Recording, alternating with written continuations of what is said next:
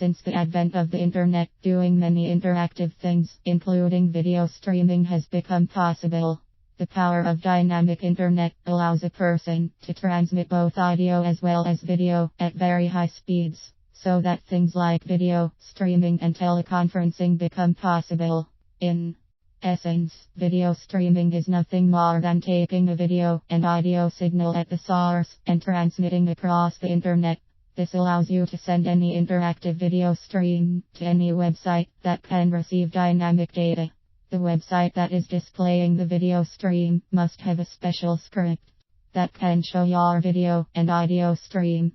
You can easily create video streaming with nothing more than a simple microphone and a webcam, or you can use more advanced equipment to generate the required signal.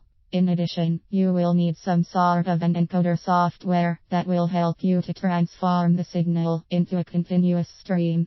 In order to achieve this, the streaming data have to be broken into packets, and each packet needs to be checked at the moment of streaming in order to make sure that the data integrity is maintained. If there is an encoding problem, this can cause the loss of the coherence of the visual data, which can cause problems at the reception end as well. Otherwise, visual frames as well as audio packets will be dropped during transmission, and this can make the broadcast lose its overall coherency. Usually the signal integrity can depend on your internet connection speed as well as the quality of the line itself. Your internet connection should be good enough so that the data packets are also being forwarded to your ISP with minimal loss. In addition, your connection should have an overall stability for extended periods of time, since internet broadcasting or streaming will usually take place for some time. An unstable connection can cause a lot of drop frames in your video stream. The most popular type of encoding in video streaming is flash streaming. The greatest advantage of flash streaming is that it can be played back in any kind of a browser.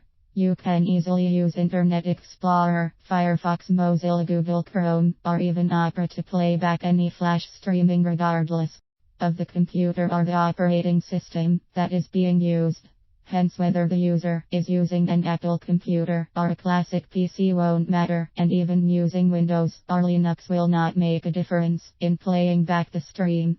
However, the main problem with flash streaming is the fact that it will use a larger amount of bandwidth, and this can make it an issue in terms of bandwidth availability. The second type of encoding mechanism that you can use is shoutcast streaming. In fact, shoutcast streaming is a very popular streaming method that has been in use for over a decade. It is especially used for audio streaming and for internet radio stations, since it is an inexpensive and easy way of streaming. The shoutcast streaming encoder actually uses a sort of MP3 encoder that is Winamp compatible, so that it can be played back in variety of different platforms, including Winamp Player as well as VLC Player. Especially many online radio stations have popped up after the usage of shoutcast streaming. However, the main disadvantage of shoutcast streaming is the fact that especially video signals can be hard to play back in different type of browsers. Thus you may end up using different scripts for different browsers, and this may not be necessarily sensible for a website that displays video streaming. However, for audio streaming, shoutcast still remains the best option. Almost all of the encoders for video streaming as well as audio streaming can be found for free on the internet.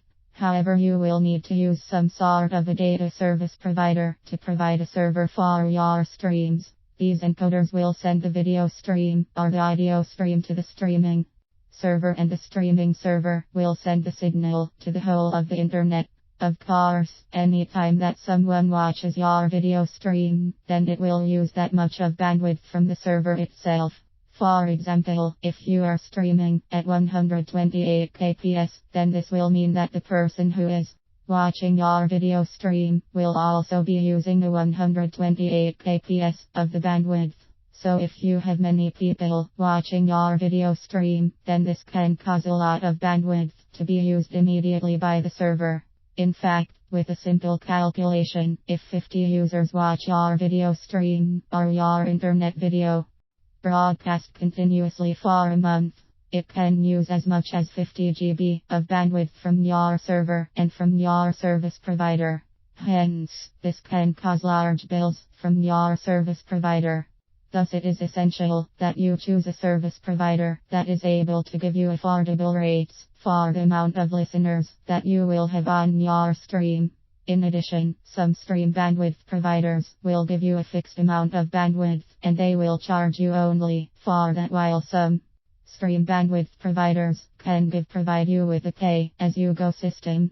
In order to choose the correct stream service provider, you will need to have some idea of how many people will watch your stream or broadcast. Of course, needless to say, your service provider should also make sure that they provide continuous support for your video streaming broadcast.